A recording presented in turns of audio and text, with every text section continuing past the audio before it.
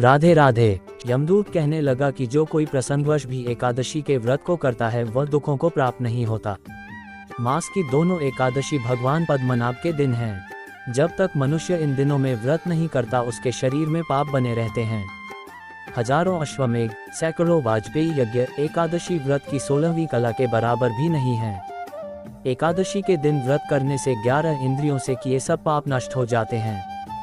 गंगा, गया, काशी, पुष्कर, कुरुक्षेत्र, यमुना, चंद्रभागा कोई भी एकादशी के तुल्य नहीं है।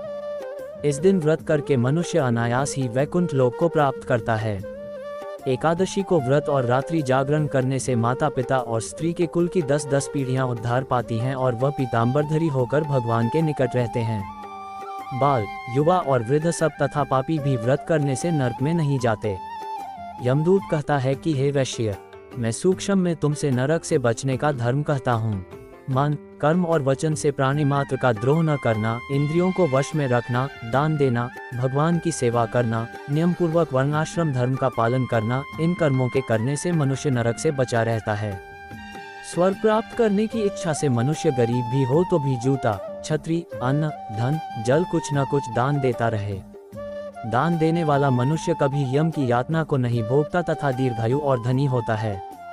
बहुत कहने से ही क्या, अधर्म से ही मनुष्य बुरी गति को प्राप्त होता है।